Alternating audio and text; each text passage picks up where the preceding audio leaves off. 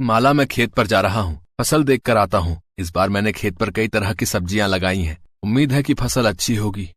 ठीक है, अगर कुछ सब्जियां तैयार हो गई हो तो उन्हें घर ले आइएगा। घर में खाने के लिए कुछ भी नहीं है। सुरेश घर से बाहर जाने के लिए निकलता है, लेकिन बाहर बहुत ठंड पड़ रही थी। आसमान से बर्फ के बड़े बड़े टुकड़े गिर रहे थे। सुरेश के पास एक भी गर्म कपड़ा नहीं था। धोती कुर्ते में सुरेश ठंड के मारे कंपकपाने लगा। वो फौरन झोपड़ी के अंदर आ गया। क्या हुआ, आप गए नहीं? बाहर बहुत ठंड है, बर्फ गिर रही है। इतनी ठंड में मेरे खेत पर जाने की हिम्मत ही नहीं हो रही है। पैरों में चप्पल नहीं है, जमीन पर पैर नहीं रखे जा रहे। कोई बात नहीं, आप यहाँ चूल्हे के पास बैठ जाइए, इससे आपको ठंड से राहत मिलेगी। सुरेश चूल्हे के पास आकर बैठ जाता है, लेकिन चूल्हा भी कब तक जलता। माला चूल्हे पर पानी गर्म कर रही थी। पानी गर्म हो जाने के बाद उसने चूल्हा ठंडा कर दिया। चूल्हे की गर्म राख के पास बैठकर भी सुरेश को आराम मिल रहा था। तभी 5 साल का दीपू नींद से जाग जाता है। माँ। उठ गया बेटे? चल, मैंने नहाने के लिए पानी गर्म कर दिया है, जल्दी से नहा ले। दीपू जल्दी से नहा लेता है। नहाने के बाद, माँ, मुझे बहुत भूख लगी है, कुछ खाने को दो ना। माला दीपू को कुछ भुने हुए चने देती है। नहीं माँ, मैं ये चने नहीं खाऊंगा, कल भी यही खाया था। ठंड के मौसम में मेरे दोस्तों के घर गरम गरम आलू के पराठे, मेथी के पराठे और न जाने क्या क्या बनता है और उन्हें खाने को मिलता है। तुम तो ऐसा कुछ भी नहीं बनाती हो। मुझे भी गरम गरम पराठे खाने हैं। दीपू बेटा, बाहर बर्फ पड़ रही है, थोड़ी देर में मौसम सुधर जाएगा तो मैं खेत पर जाऊंगा और कुछ सब्जियां तोड़ कर लाऊंगा है। तब तुम्हारी माँ तुम्हें पराठे बनाकर खिला देगी बेटा। ठीक है बाबा। सुरेश कुछ देर इंतजार करता है। दिन चढ़ने के बाद बर्फबारी रुक जाती है और हल्की धूप निकल आती है। सुरेश अब अपने खेत पर जाता है, लेकिन वहां जाकर सुरेश हक्का बक्का रह जाता है। उसकी सारी सब्जियां बर्फ से ढकी हुई थीं। सुरेश जल्दी जल्दी सब्जियों से बर्फ हटाता है, लेकिन सारी सब्जियां गल चुकी थीं। ये देखकर सुरेश बहुत दुखी हो जाता है। हे भगवान, ये क्या हो गया? मेरी सारी फसल बर्बाद हो गई। अब मैं क्या बेचूंगा और क्या घर लेकर जाऊंगा? थोड़ी देर तक रोने के बाद सुरेश घर आता है। उसकी रोनी सूरत देखकर माला पूछती है, अजी क्या हुआ? आपकी आंखें क्यों लाल हैं? सब ठीक तो है ना? कुछ भी ठीक नहीं है माला, हम बर्बाद हो गए। लेकिन हुआ क्या है? सारी सब्जियां बर्फबारी के कारण गल गईं, सारी सब्जियां बेकार हो गईं। अब मैं बाजार में क्या बेचूंगा? इस बार मैंने खेत में कई तरह की सब्जियां लगाई थी। सोचा था कि मेरी टोकरी में कई तरह की सब्जियां होंगी तो लोग खरीदने आएंगे, लेकिन सब चौपट हो गया। कोई बात नहीं, आप परेशान मत होइए, भगवान सब ठीक करेंगे। सुरेश और माला परेशान थे, लेकिन नन्हा दीपू तो इंतजार कर रहा था कि आज उसे भरवा पराठे खाने को मिलेंगे। वो अपने दोस्तों के साथ बाहर खेल रहा था और कह रहा था, आज मेरे घर भी पराठा बनेगा। माँ ने कहा है कि वो मुझे भरवा पराठे बनाकर खिलाएगी। मेरे बाबा सब्जियां लाने गए हैं। तभी दीपू का दोस्त कहता है, मेरी माँ तो आज पनीर के पराठे बनाएगी। बाबा आज पनीर लाए हैं। पनीर के पराठे? दीपू उसी समय घर आता है और माला से कहता है, माँ, आज मुझे पनीर के पराठे खाने हैं, पनीर के पराठे बनाओ ना। दीपू बेटा, आज तो घर में खाने के लिए कुछ भी नहीं है। मैं तेरे लिए पनीर के पराठे दूसरे दिन बना दूंगी। हाँ? नहीं माँ, तुम रोज यही बोलती हो और फिर कभी पराठे नहीं बनाती। दीपू रोने लगता है। तभी सुरेश उससे कहता है, रो मत दीपू बेटा, मैं तेरे लिए बाहर से कुछ लेकर आता हूँ। सुरेश घर के बाहर जाता है और कुछ तलाश करने लगता है। तभी उसका दोस्त आनंद उसे दिखाई देता है। अरे सुरेश, आज तू सब्जियां बेचने नहीं आया? तुझे ही ज्यादा ठंड लग रही है क्या? नहीं भाई, ऐसी बात नहीं है। मेरी सारी सब्जियां बर्फबारी में खराब हो गई। मेरे पास बेचने के लिए कुछ बचा ही नहीं, यहाँ तक कि घर में खाने के लिए भी कुछ नहीं है। दीपू पराठे खाने की जिद कर रहा है। ऐसी बात है तो मेरे पास ये 2 बैंगन बचे हुए हैं, ये तू ले जा। पराठे ना सही सब्जी रोटी बना लेना और दीपू को खिला देना। आनंद अपनी टोकरी से 2 बैंगन निकालकर सुरेश को दे देता है। सुरेश बैंगन लेकर घर आता है और माला को दे देता है। इस बैंगन से भरवा पराठे बना देती हूँ, घर में थोड़ा सा आटा रखा है। बैंगन के पराठे? दीपू बेटा, हमारे पास अभी यही 2 बैंगन है, इसके अलावा कुछ भी नहीं है। मैं बैंगन के पराठे बना देती हूँ, तू खाकर तो देख, फिर कहना। माला उन 2 बैंगनों से पराठे बनाती है। हालांकि माला ने भी बैंगन के पराठे पहली बार बनाए थे। उसने पराठे बनाकर जब दीपू को खाने के लिए दिए। माँ, ये पराठे तो बहुत अच्छे हैं। ठंड के मौसम में गरम गरम बैंगन के पराठे बहुत अच्छे लग रहे हैं। दीपू ने बैंगन के 2 पराठे खा लिए। आटा सिर्फ इतना ही था कि बैंगन के सिर्फ 4 पराठे बन पाए थे, जिसमें से 2 पराठे दीपू ने खा लिए थे। माला ने एक बैंगन का पराठा सुरेश को दिया और एक पराठा खुद ले लिया। दोनों खाना शुरू करने ही वाले थे कि किसी ने कुंडी खटखटाई। इस समय कौन होगा? मैं देखता हूँ। सुरेश दरवाजा खोलता है तो बाहर एक साधु बाबा खड़े थे। बेटा, बाहर बहुत ठंड है, क्या मुझे थोड़ी देर अपने घर में रहने दोगे? सुबह होते ही मैं चला जाऊंगा। हाँ हाँ बाबा, आइए ना। बाबा घर के अंदर आ जाते हैं। बाबा, ये लीजिए, बैंगन का पराठा खा लीजिए। तुम्हारा कल्याण हो बेटी। बाबा बैंगन का पराठा खा लेते हैं। बैंगन के पराठे बहुत स्वादिष्ट बने हैं, एकदम करारे हैं। सुरेश अपना पराठा भी बाबा को दे देता है। बाबा, आप ये पराठा भी लीजिए। बाबा बैंगन का दूसरा पराठा भी खा लेते हैं।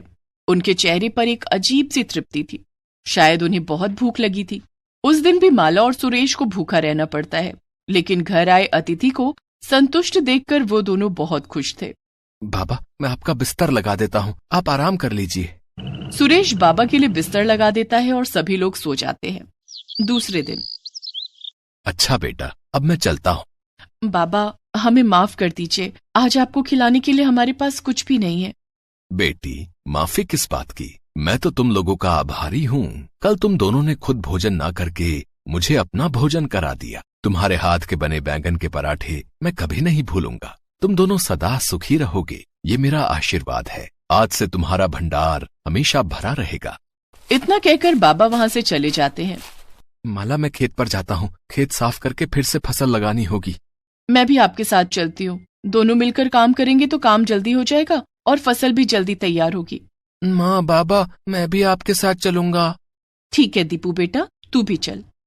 पूरा परिवार खेत की तरफ चल देता है। तीनों खेत पहुंचकर देखते हैं कि उनके खेत में बैंगन ही बैंगन फले हुए थे। कल तक तो यहाँ सारी फसल खराब हो चुकी थी, फिर आज यहाँ ताजे ताजे बैंगन कहाँ से आ गए?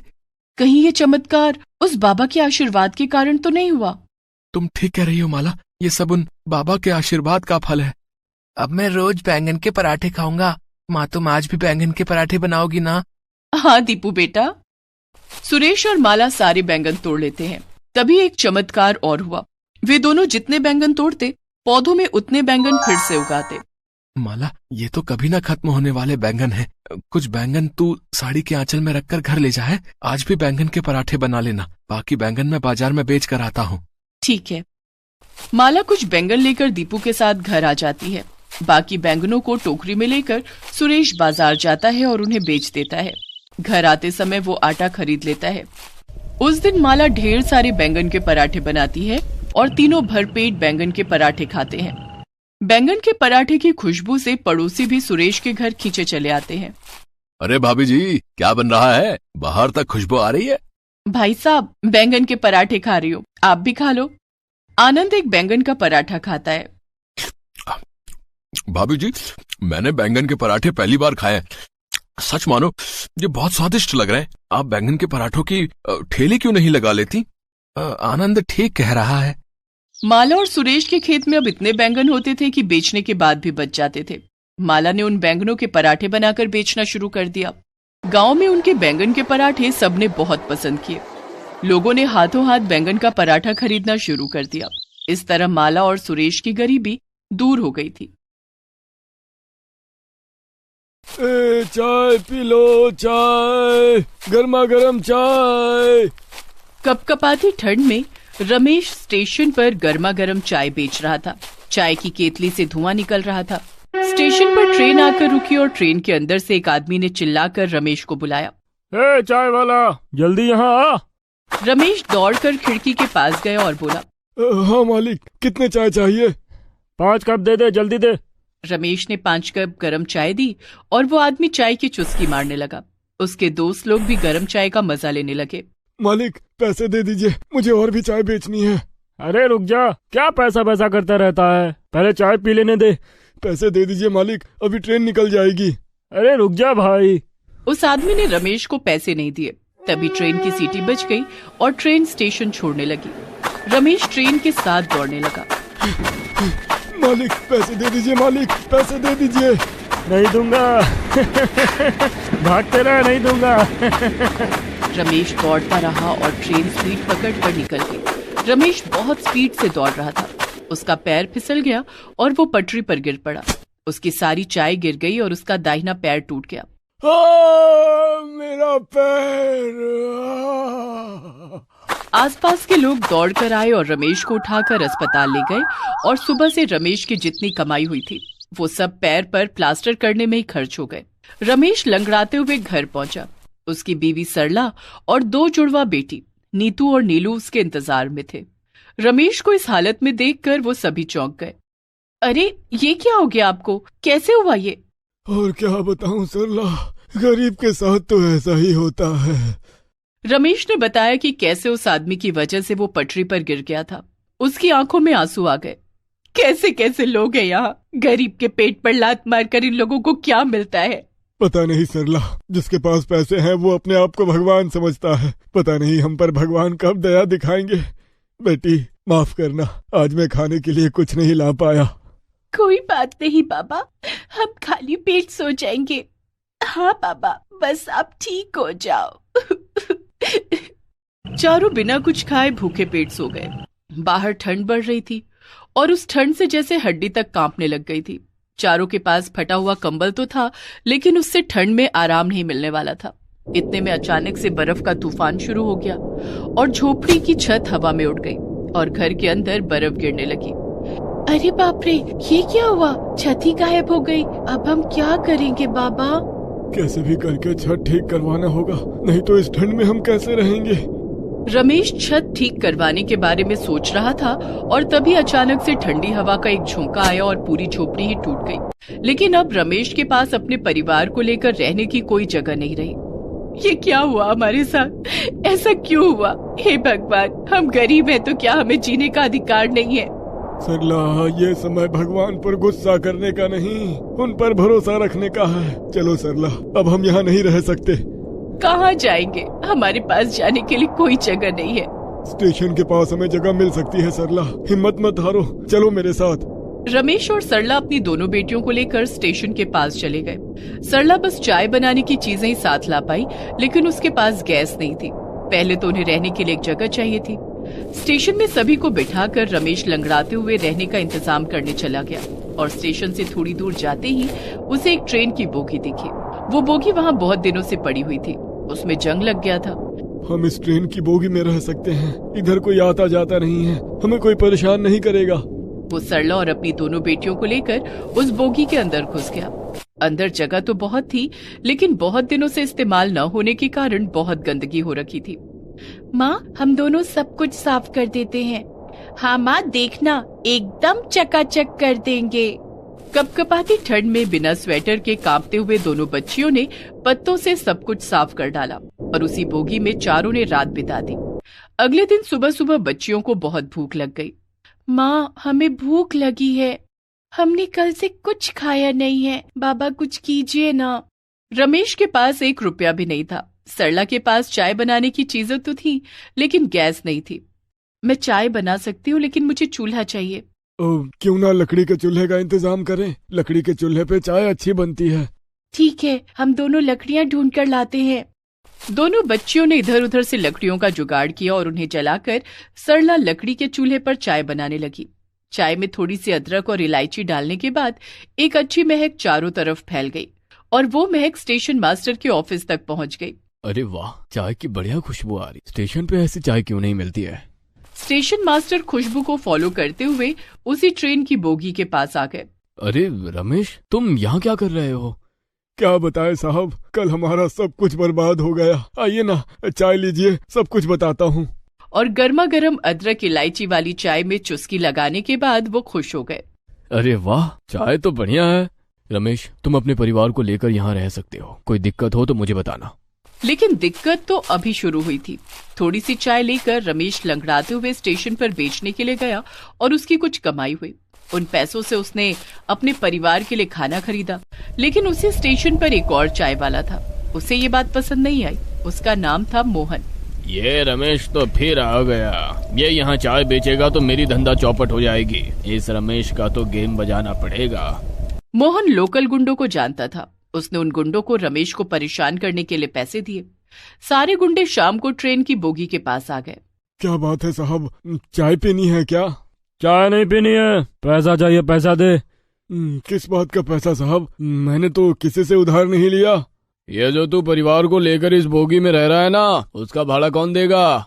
इस बोगी के अंदर हम पत्ते खेलते हैं, जुआ सट्टे का धंधा चलाते थे, वो सब धंधा बंद हो जाएगा ना? पैसे दे। लेकिन मेरे पास तो पैसे नहीं हैं, मैं नहीं दे सकता पैसे। पैसे देने से मना करता है? हाँ, ये ले। गुंडों ने रमेश को मारना शुरू कर दिया और मार मार कर उसका दूसरा पैर भी तोड़ दिया।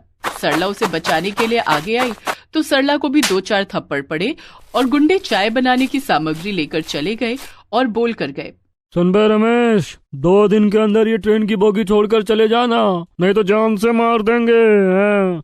अब रमेश के पास चाय बनाने के लिए कुछ भी नहीं रहा। रमेश चल भी नहीं पा रहा था, उसके दोनों पैर टूट गए। नीतू और नीलू रमेश को पकड़कर स्टेशन मास्टर के पास ले गई तो सब कुछ सुनने के बाद स्टेशन मास्टर ने कहा, ये जरूर उस मोहन का किया धरा है, लेकिन मैं इस मामले में कुछ नहीं कर सकता। वो यूनियन का लीडर है, वो कुछ भी कर सकता है। और इस तरह रमेश की आखिरी उम्मीद भी टूट गई।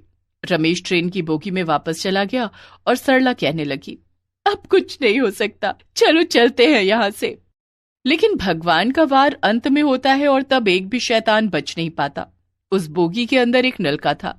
वो नलका खराब पड़ा हुआ था, लेकिन उस दिन उस नलके में कुछ आवाज होने लगी। माँ बाबा देखो, यहाँ से कुछ आवाज आ रही है। नीतू ने नलका खोल दिया और उसमें से गरम गरम चाय गिरने लगी। सभी ताज्जुब में आ गए। अरे ये क्या, नलके से अपने आप चाय कैसे गिर रही है? उसने चाय पीकर देखा तो उसके होश उड़ गए। इतनी अच्छी चाय उसने जिंदगी में कभी नहीं पी थी। सरला, भगवान ने आखिरकार हमारा साथ दे दिया, ये जादुई ट्रेन बोगी है। रमेश उसी चाय को केतली में लेकर बेचने के लिए गया और 1 घंटे के अंदर 1000 रुपए की चाय बिक गई। मोहन ने गुंडों को बुला लिया और रमेश ने गुंडों को चाय पिला दी। चाय पीकर पता नहीं गुंडों को क्या हो गया, वो उल्टे मोहन को ही मारने लगे और मोहन को स्टेशन से बाहर फेंक दिया। और उसके बाद से रमेश उसी स्टेशन पर नलके की चाय बेचता रहा और बहुत अमीर बन गया और उसने उसी बोगी के इर्द गिर्द घर बना लिया। इसी तरह जादुई ट्रेन चाय घर की मदद से वो सब खुशी खुशी रहने लगे।